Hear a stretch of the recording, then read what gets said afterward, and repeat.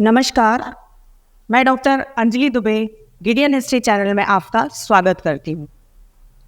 हमारा जो आज का विषय है वह प्रथम अफगान युद्ध पर आधारित है, जो 1839 से 1842 के बीच में संपन्न हुआ था। इसके पहले की वीडियो में हमने कर्नाटक के युद्धों से लेकर के पानीपत तृतीय, प्लासी, बक्सर, उसके अलावा आंग्ल मैसूर संबंध, आंग्ल मराठा संबंध, आंग्ल सिख संबंध, आंग्ल वर्मा संबंध, इनका अध्ययन किया है। और आज हम बात करेंगे आंग्ल अफगान संबंध। तो आंग्ल अफगान संबंध पर चर्चा करते हुए हम प्रथम अफगान युद्ध को देखेंगे। आंग्ल अफगान संबंधों की अगर हम बात करें तो विलियम बेंटिंक के बाद sir Charles Metcalfe governor general नियुक्त हुए थे और चार्ल्स मेटकाफ के पश्चात स्टुअर्ट एल्फिंस्टन गवर्नर जनरल के पद पर नियुक्त हुए। किंतु स्टुअर्ट एल्फिंस्टन अस्वस्थता के कारण ज़्यादा समय तक पद पर नहीं रहे और उन्होंने इस पद से इस्तीफा दे दिया और इस पद को अस्वीकार कर दिया। तब उनके रिक्त स्थान पर लॉर्ड ऑकलैंड गवर्नर जनरल बनकर आए थे और भारत में लॉर्ड ऑकलैंड गवर्नर जनरल के रूप में नियुक्त हुए। उन्होंने लगभग 6 वर्ष तक शासन किया था। लॉर्ड ऑकलैंड के समय की ही प्रमुख घटना मानी जाती है प्रथम आंग्ल अफगान युद्ध, जिस पर आज हम चर्चा करेंगे। अफगानिस्तान रूस तथा भारत की सीमाओं के बीचों बीच स्थित है। अंग्रेजों को पश्चिमोत्तर मार्ग से रूस के संभावित आक्रमण का सदैव भय लगा रहता था।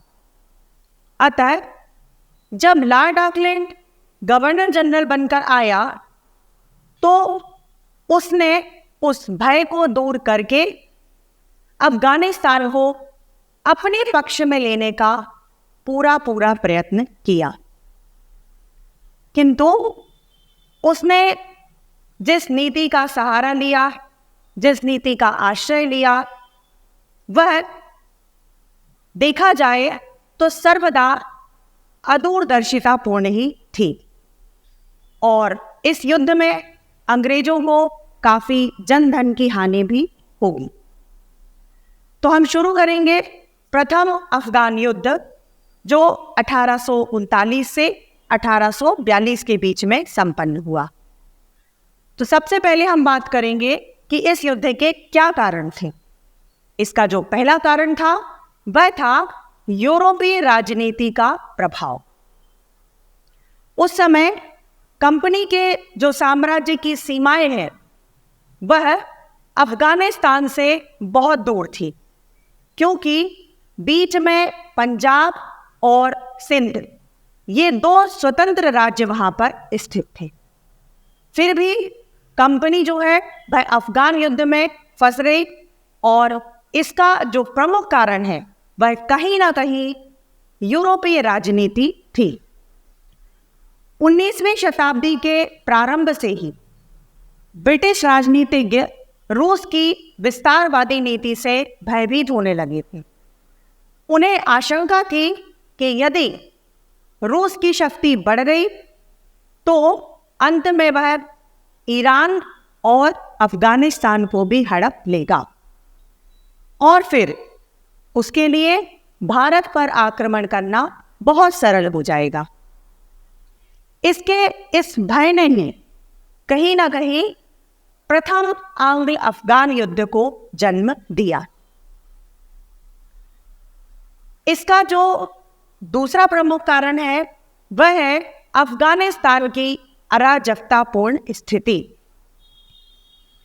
उन दिनों अफगानिस्तान की स्थिति जो थी वह काफ़ी अराजकतापूर्ण थी। 1803 ईस्वी में अहमद शाह अब्दाली का वंशज शाह शुजा। शाह शुजा काबुल की गद्दी पर बैठा था, किंतु वह एक अयोग्य शासक सिद्ध हुआ और 1809 ईस्वी में बरकजाई कबीले के लोगों ने उसे मार भगाया और अपना एक नया नेता महमूद शाह को चुनकर महमूद शाह को सिंहासन पर बिठा दिया। शाह शुजा ने रणजीत सिंह के यहाँ भागकर शरण ली। रणजीत सिंह ने उसे सहायता देने का वचन देकर उससे प्रसिद्ध कोहिनूर हीरा छीन लिया। लाहौर दरबार की सहायता की आशा न देखकर जो शाह शुजा था वह लुधियाना पहुंच गया और लुधियाना में उसने अंग्रेजों के यहाँ शरण ले ली। 1826 ईस्वी में दोस्त मोहम्मद ने काबुल की गद्दी पर अधिकार कर लिया और अब काबुल की गद्दी पर दोस्त मोहम्मद बैठा हुआ है। वह एक योग्य शासक था, किंतु चारों ओर वह कठिनाइयों से घिरा हुआ था, या कहना चाहिए कि परिस्थितियां उसके विपरीत थीं। पहले तो उसके राज्य में ही चारों तरफ विद्रोह हो रहे थे और दूसरा सबसे बड़ा जो खतरा था उसको वह शाह शुजा का था, क्योंकि उसको शाह शुजा और अंग्रेजों के षड्यंत्रों का भय था। सिखों का पेशावर पर अधिकार था और वहां से उसे वह लगातार तंग करते रहते थे। पश्चिम में रूसियों की सहायता से जो ईरानी थे वह भी उसके खिलाफ षड्यंत्र रच रहे थे। तो हम देखते हैं कि चारों तरफ से दोस्त मोहम्मद की जो स्थितियां हैं, परिस्थितियां हैं, वह बिल्कुल विपरीत थी। इन परिस्थितियों में दोस्त मोहम्मद ने अंग्रेजों के सामने मैत्री संबंध स्थापित करने की भी इच्छा प्रकट की, किंतु गवर्नर जनरल ऑकलैंड ने अन्य राज्यों में हस्तक्षेप करने से इनकार कर दिया। इससे कहीं ना कहीं दोस्त मोहम्मद को बहुत बड़ी निराशा का सामना करना पड़ा। तो यह भी इस युद्ध का प्रमुख कारण बनेगा। इसका जो अगला कारण है वह है दोस्त मोहम्मद का रूसियों के प्रति झुकाव। दोस्त मोहम्मद ने अंग्रेजों पर कूटनीतिक दबाव डालने के लिए ईरान तथा रूस से बातचीत करना आरंभ कर दिया। दोस्त मोहम्मद का रूस तथा ईरान की ओर झुकाव देखकर इंग्लैंड की सरकार को अत्यधिक चिंता होने लगी और उसने ऑकलैंड को प्रेरित किया कि वह अफगानिस्तान में रूसियों के प्रभाव को रोकने के लिए उचित कार्यवाही करे। अतः ऑकलैंड ने अलेक्जेंडर बर्न्स को अफगानिस्तान भेजा।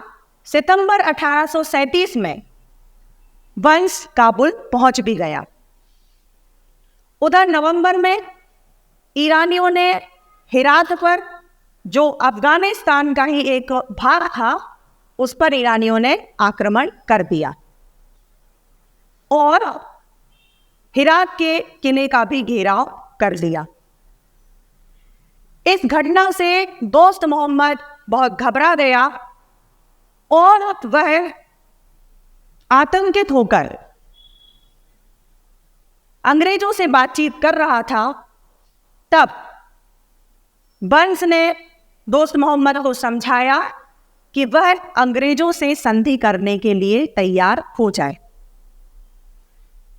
किंतु उसकी शर्त यह थी कि वे रणजीत सिंह से पेशावर वापस लेने में उसकी मदद करेंगे, उसकी सहायता करेंगे, तो वह संधि करने के लिए तैयार है।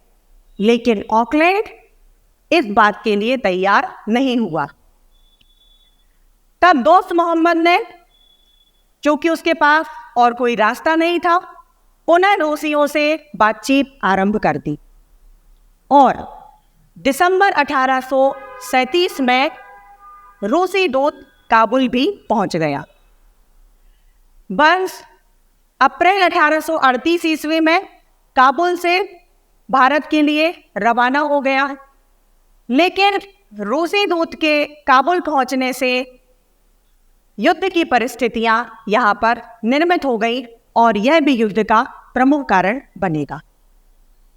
इसका जो अगला कारण है वह है त्रिपक्षीय संधि का होना। अब ऑकलैंड अन्य राज्यों के मामले में हस्तक्षेप न करने की नीति को भूल गया।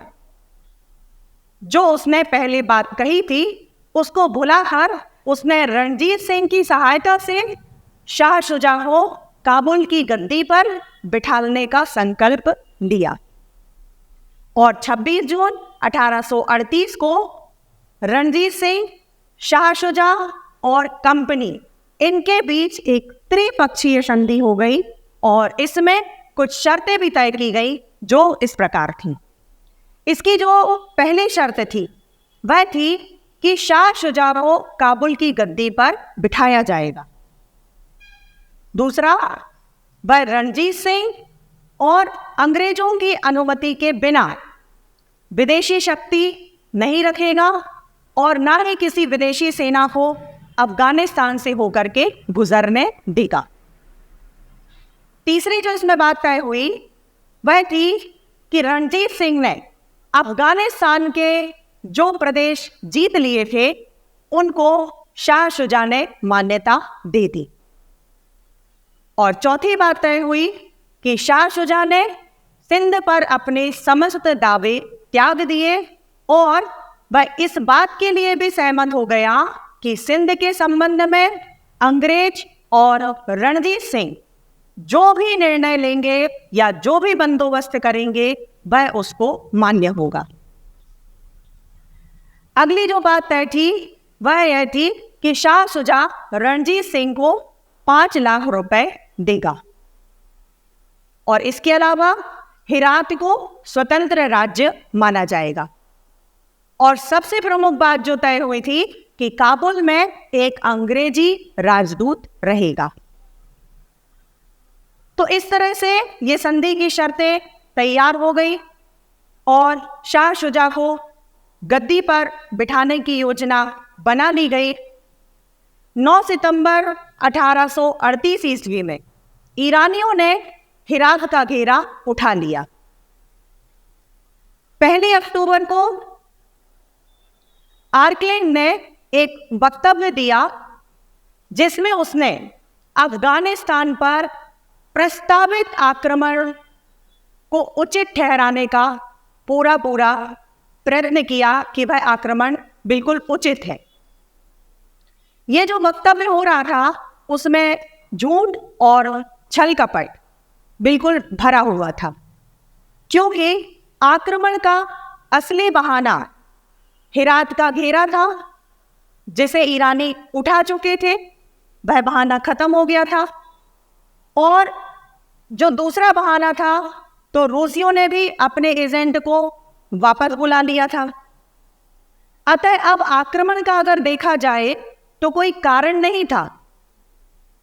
वैसे दोस्त मोहम्मद जो था वह एक स्वतंत्र शासक था और उसे ईरानियों तथा रूसियों से अथवा अन्य किसी भी शक्ति से मित्रता करने का पूरा अधिकार था।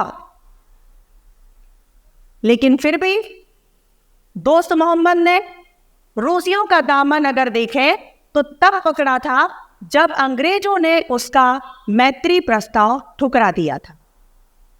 अतः ऑकलैंड ने जो कृत्य किया उसका कहीं कोई औचित्य नहीं था और इसके बाद युद्ध प्रारंभ हो गया। तो अब हम बात करेंगे युद्ध की घटनाओं पर। ऑकलैंड ने फिरोजपुर में एक विशाल सेना एकत्रित कर ली और रणजीत सिंह ने ब्रिटिश सेना को अपने राज्य में से होकर जाने की अनुज्ञा नहीं दी थी। तो ऑकलैंड ने सिंध के अमीरों के साथ हुई संधि का उल्लंघन करके अपनी सेना को सिंध में से होकर के भेज दिया। अप्रैल 1839 ईस्वी में कंधार पर और जुलाई में गजनी पर अधिकार भी कर लिया गया। दोस्त मोहम्मद काबुल छोड़ करके चला गया और अगस्त 1839 में शाह शुजा को अंग्रेजों के माध्यम से सिंहासन पर बिठा दिया गया। आक्रमण का उद्देश्य पूरा हो गया था और ऑकलैंड को अर्ल की उपाधि से भी सम्मानित किया गया। लेकिन जल्दी ही ये जो सरलता से विजय मिली थी, ये भयंकर पराजय में परिणत हो गई, क्योंकि शाह शुजा विदेशी सरकार की सहायता से गद्दी पर बैठा था। अतः अफगान के जो लोग थे और जनता थी, वह उससे घृणा करती थी। अंग्रेजों की सैनिक सहायता के बिना उसका काबुल में टिका रहना बहुत कठिन था। इसलिए शाह शुजा की सहायता के लिए अंग्रेजों ने 10,000 सैनिक अफगानिस्तान में छोड़ दिए और उन्हें काबुल, जलालाबाद, गजनी और कंधार में तैनात कर दिया गया और शेष सेना को वापस लौटाने का निर्णय लिया गया। इसी बीच 1839 में रणजीत सिंह की मृत्यु हो गई। सिखों में वही एक व्यक्ति ऐसे थे जो अंग्रेजों के मित्र थे। इसके बाद पंजाब में भी राजनीतिक उथल पुथल प्रारंभ हो गई और अंग्रेजों के प्रति पंजाब सरकार का जो रुख था वह भी बदलने लगा। अफगानिस्तान में अंग्रेजों के खिलाफ शत्रुता की भावनाएं बहुत तेजी से फैलने लगी। भारत तथा अफगानिस्तान के बीच जो संचार के साधन थे वह भी छिन्न भिन्न हो गए थे। नवंबर 1841 में अफगानियों की एक भीड़ ने शाह शुजा के मुख्य सलाहकार अलेक्जेंडर बर्न्स के आवास को चारों तरफ से घेर लिया और उसकी हत्या भी कर दी। दोस्त मोहम्मद के पुत्र अकबर खान ने इन विद्रोहियों का साथ दिया, जिन्होंने बर्न्स के आवास को चारों तरफ से घेरा था और अकबर खान ने उनका नेतृत्व भी किया। 23 नवंबर को एक युद्ध में उसने अंग्रेजी सेना को परास्त किया और इस प्रकार हम देखते हैं कि अंग्रेज पुनः संकट में फंस गए। अतः मैकनाटन ने, जो शाह शुजा के दरबार में कंपनी सरकार का राजदूत था, 11 दिसंबर 1841 ईस्वी को अकबर खान से एक अत्यंत अपमानजनक संधि स्वीकार कर ली, जिसकी शर्तें इस प्रकार थी। उस संधि में जो शर्तें थी, उसमें जो पहली बात बोली गई थी वह थी कि अंग्रेज दोस्त मोहम्मद को, जिसे उन्होंने 1840 में बंदी बनाकर कोलकाता भेज दिया था, उसको मुक्त करेंगे। जो दूसरी बात थी वह थी कि शाह शुजा या तो ब्रिटिश सेना के साथ भारत लौट जाए या पेंशन भोगी के रूप में अफगानिस्तान में बना रहे। जो तीसरी बात थी वह थी कि 4 ब्रिटिश अधिकारी बंधक के रूप में काबुल में छोड़ दिए जाएंगे और इसके अलावा यह भी तय हुआ कि ब्रिटिश सेनाएं अफगानिस्तान को छोड़ करके वापस चली जाएंगी। किंतु जब ब्रिटिश सेनाएं अफगानिस्तान को छोड़ करके वापस लौटने लगी तो अकबर खान ने उन पर आक्रमण कर दिया और लगभग सभी 16,000 सैनिकों को उसने कटवा डाला और 120 लोगों को बंदी भी बना लिया।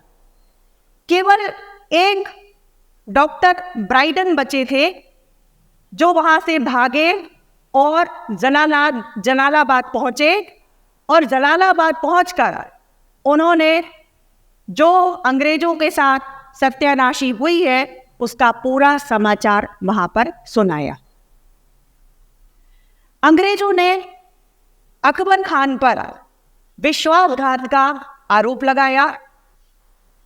इस विषय में इतना कहना पर्याप्त है कि अंग्रेज लुटेरे आक्रमणकारी थे। अकबर खान को अपने देश के शत्रुओं के साथ हर प्रकार का व्यवहार करने का नैतिक अधिकार था और वह उसने किया।